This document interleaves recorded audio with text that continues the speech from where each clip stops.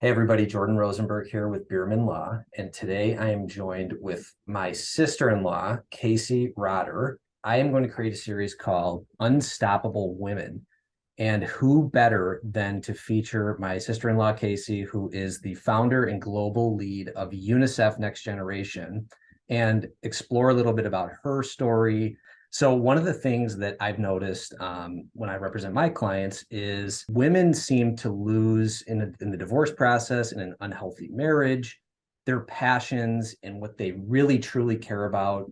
Um, and it gets lost in the daily shuffle. And so while you, Casey, haven't experienced divorce, fortunately, I think that you are very, very much, again, like I said, the quintessential sort of picture of sticking with it and starting from basically idea to materialize through all the tribes and tribulations that you've had to go through in terms of actualizing that success. So tell me about what's UNICEF and what's UNICEF Next Generation. Thank you.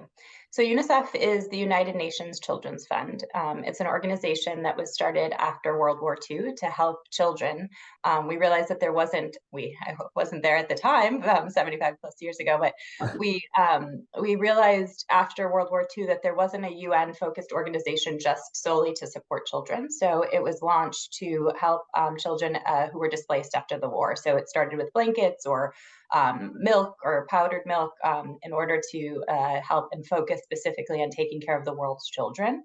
Now it's mostly known as an emergency children's organization, but we're there actually before, during, and after an emergency. And it's in 190 countries and territories, doing whatever it takes to save a child's life. So from water and sanitation to HIV and AIDS, child protection, health and nutrition. We vaccinate over half the world's children. And I call us the plumber of the UN with our water and sanitation work, but it's also doing really innovative programs as well. We have a VC fund, we have a crypto fund, kind of taking humanitarian development and sustainability with governments for children into the future. Got it. Uh, And so that's there's a lot there, obviously. So I mean, even just as much as the most recent, earthquakes. I mean, were you guys involved in that? Is that something where can readily recall, yep, we're calling UNICEF, they're going to be involved. Yeah, and actually, we're usually pre-positioned on the ground in many of those places. We have a 24-hour emergency operations center that's kind of there to predict or try to figure out where the next emergency might be so that we can pre-position supplies and respond right away.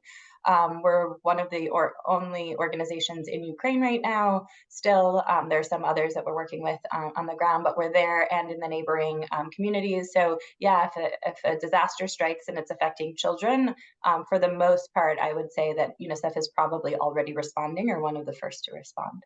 So awesome.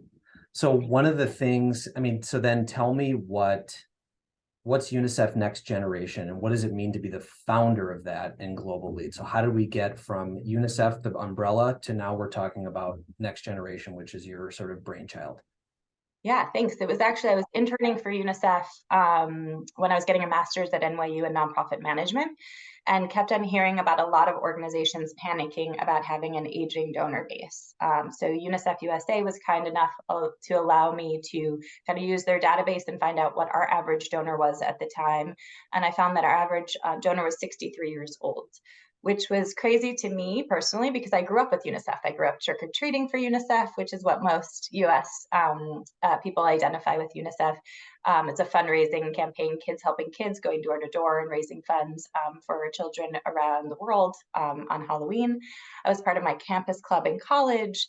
And then when I graduated, in order to stay involved, there wasn't much for me to stay involved with in terms of UNICEF. I ended up working there, but that's not what everybody is going to do. So I used my thesis at NYU as a way to figure out what the next generation of supporters would want. Because I also was finding that I had a ton of friends who were traveling around the world, starting social good companies, making more money than any other generation before them. But a lot of people were starting their own nonprofits as well, which I personally believe we have too many nonprofits and we need to figure out better ways to work together or support those.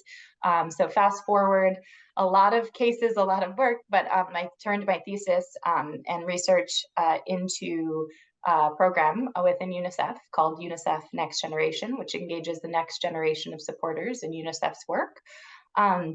Started in UNICEF USA, so started with just a 30-person board in the US, and then over time, and why I'm now the global lead is we've expanded to other countries, and so my job is now to grow our next gen community and the next generation of supporters for UNICEF in other countries as well. So we are in Germany, we're developing in Austria, we're in Thailand, in Vietnam, in the UK, in Italy, and I also launched last year a global board.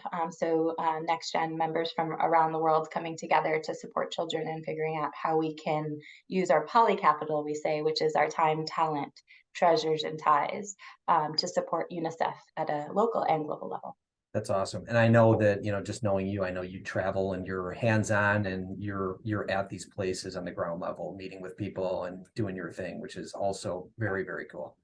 Yeah. But I guess as a question and just kind of getting back to this whole journey, why UNICEF in the first place, Casey? Like what drew you to UNICEF? What about yourself kind of where you saw, yes, I'm gonna pour all my efforts into UNICEF. Why the organization?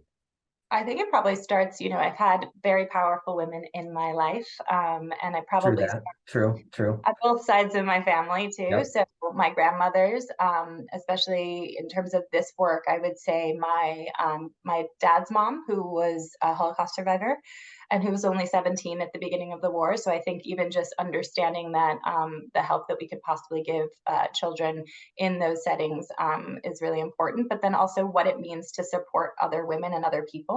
She wouldn't have come to the U.S. unless she had other people supporting her in that journey and sponsoring her to get here. And so I think just refugee crises, knowing that the help and that other people can give to people they might not know is really important. But then being a powerful woman and then giving back themselves.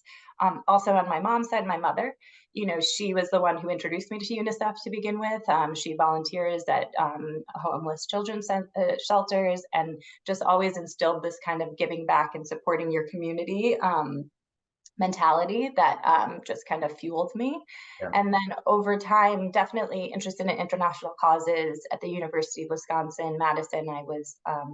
I majored in international relations with a focus on African cultures. I met a friend there who was Sudanese, and I asked him what organization helped him during kind of the situations that were happening there when a survivor of genocide situations and things of that sort. And he named UNICEF also, which I told you I trick or treated for UNICEF. Right. My mom had introduced me to it. And so over time, I kind of started, UNICEF was always in the back of my mind as one of the best organizations. I also think I really believe they have to be invited in by the government in order to do the work. And I think that's really important because it's not this charity that's creating some band-aids for causes, but it's actually working with the government to take those projects to scale so that eventually, hopefully, we can go out of business. And that means the world is taking care of its own children. Yeah. So I think that really resonates with me. And yeah, it was just kind of this path that, as I went on, I knew it was international focus that I was really passionate about. And I personally thought UNICEF is the best at what it does in supporting children. Yeah, and I mean, even broader than that, I mean, just even painting the picture about how unstoppable you are and your journey in that sense is the cool thing is that you identified your passion from such an early age. I mean, even trick-or-treating for this organization. I mean, literally from just groundworks, candy donations, and quarters to now being a global lead. I mean, that's so unique, and I think that that's very applicable to a lot of people, maybe in a different sense, where even if it's something like tennis, right, and you play tennis at an early age and you really like it and you keep at it, and that's something that you're with your entire life and that's your hobby. But I mean, of course, that's not even close to your journey. But I think what I was saying before is a lot of that and that passion, in at least in people that I deal with, is it gets lost.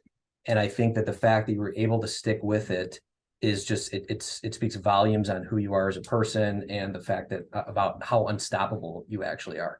And one of those things that I want to talk about is of course in this long journey from trick or treater to global lead and basically running a multinational corporation and non-for-profit, Yeah, right?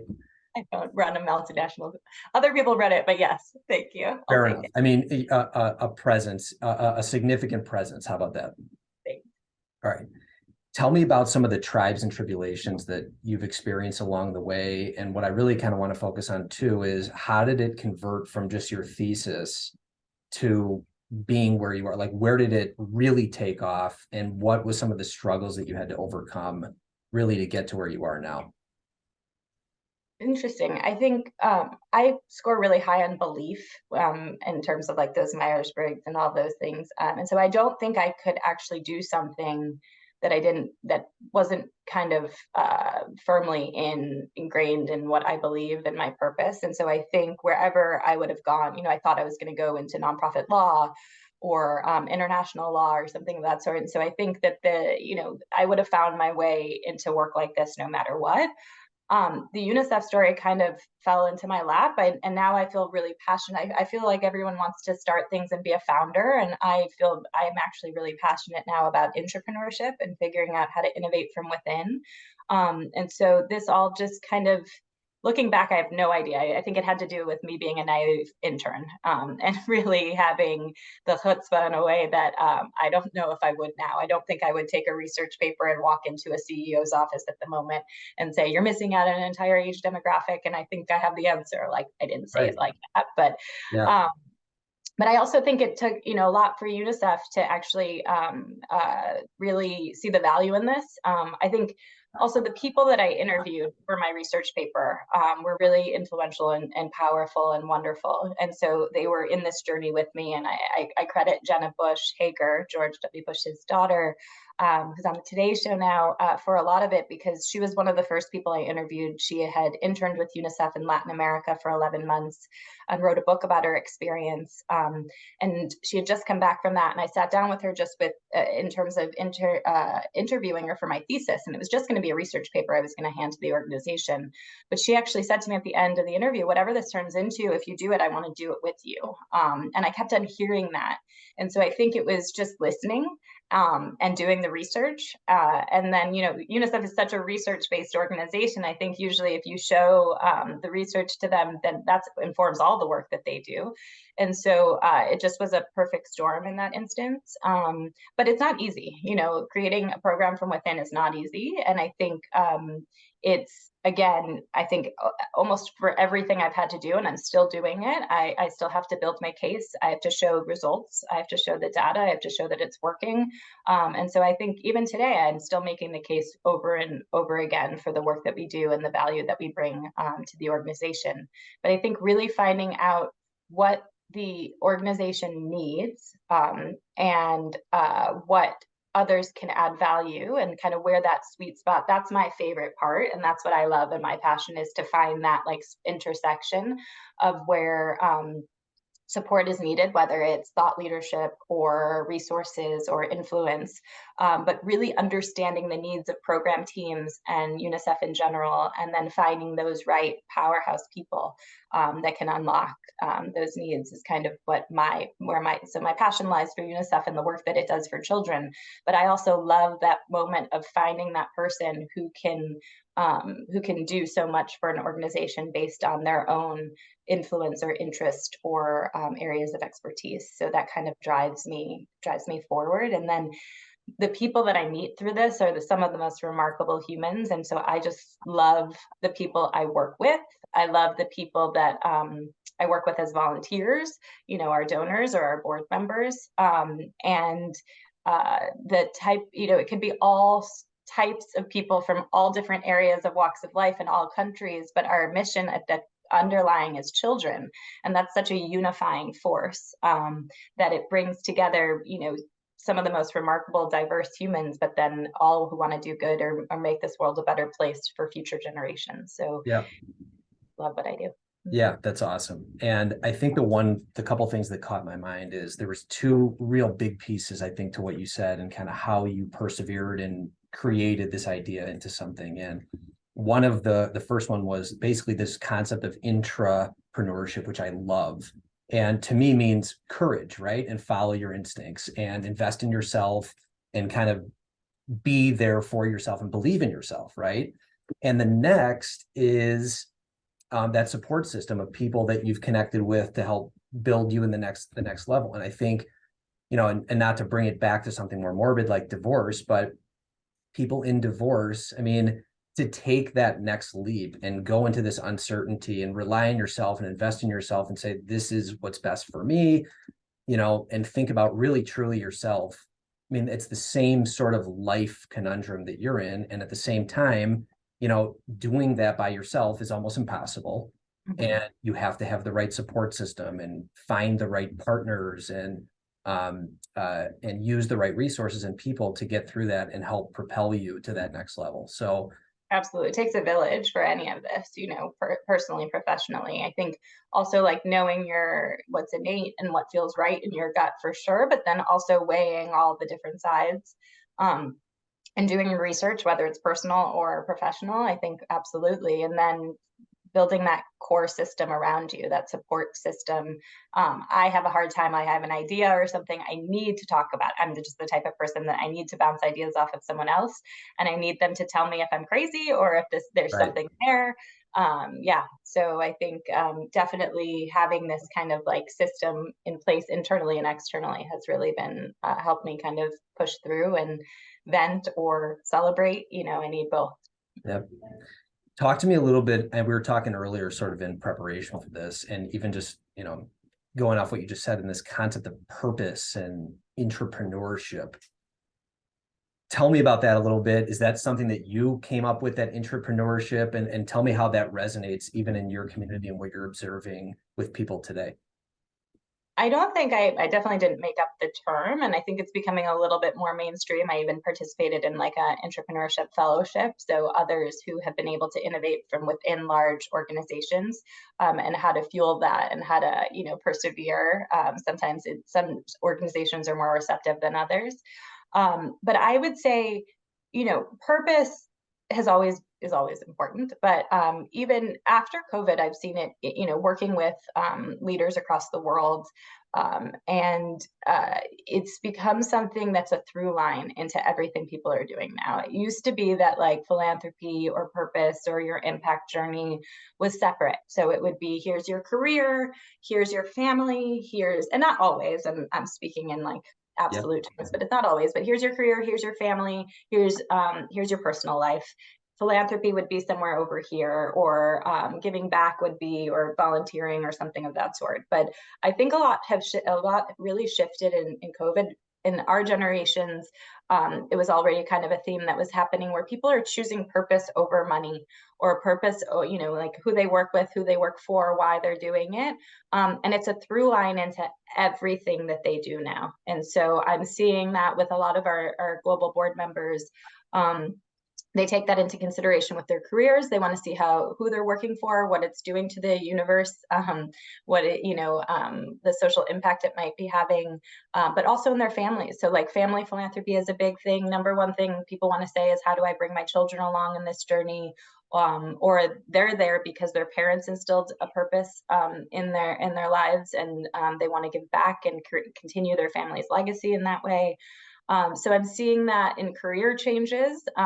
Sometimes joining a next gen might be because they aren't getting that purpose in their jobs, but we're also seeing people change their jobs completely because of it. And Yep. so now purpose and impact is infused into every aspect of your life, and they're trying to figure out how it's all intertwined and not separated out anymore.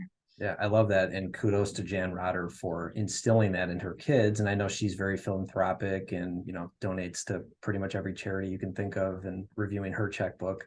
And I think that's an awesome sense of purpose that she's instilled, and probably your dad as well, but in you guys. And it's something that has grown. And I mean, just like you said, is that family value, that family purpose. And what I would advise my clients also, and just piggybacking on what you said, is, even when you're separated, I mean, you're still a parent, and make sure that the values that you believe in, that you care about, matriculate down to your children, and, don't let go of that. And I think that's uniform throughout not only marriages with children, but just society at large, kind of what you're saying. So I think that's really relevant and kind of cool. Absolutely. I mean, I think it's really important to share your purpose and your passion with your family too, and let them know they don't have to have the exact same, passions or philanthropy or volunteer missions. But I think letting them know why you care, why you're giving back in those areas. I think I started off actually in estate planning. So if someone wanted to leave UNICEF in their will or create a charitable trust, and we really encourage people to talk about it with their families, so it wasn't a surprise in the end. But it's, bring them along in the journey, and they don't have to have the exact same legacy as you, but that, talking about your values, talking about that with your family, and kind of always keeping that going will definitely create a legacy of values-based giving back, which is, yeah, I think really important, and also fuels you in your everyday life as well. Of that. I'm going to put you on the spot a little bit to close it out. Yeah. So as our premier and inaugural in Unstoppable Woman, what advice would you give to anybody going through a tough time, who may lose themselves during that tough time, and kind of how to get to the other side based on your experiences and what we just talked about? Um, it's a big question. I would say, I mean, the first thing that comes to mind is pause. Uh, Someone once said to me, "Don't underestimate the power of a deep breath," which I know sounds, a little woo woo. I do live in LA, but I think taking a break for yourself. You can't think when you're overwhelmed, and kind of just taking some time to yourself, taking a deep breath. I also like to say, assume the best, which is not always easy. But I try to give people the benefit of the doubt, take a look at things from a different perspective, and take a break. There are times where I'm in a bad mood, and so I genuinely think that like opening an email or having a conversation is going to go bad. So I just don't do it in that moment. I'll do it the next day, or like when I'm in a better headspace. And so just like knowing yourself, listening to yourself, and taking care of yourself. Um, but pausing and figuring out what makes you happy too, because I do think if you focus on what makes you happy, then um, others will be happy too, because if we're all focusing on what makes us happy, then I think, I don't know, that sounds a little, now I'm getting very LA in my conversation, but I do think that first and foremost, you need to put yourself first, and get yourself to a happy, healthy place before you can tackle any issues that are you're dealing with other people, personally or professionally. Love that, and sage advice from an awesome person, an unstoppable woman, and come on, Case. All right, give me that. Thank No, you. I know, and we all know how modest you are, but I think you've done tremendous things, and I so appreciate you spending some time with me today, and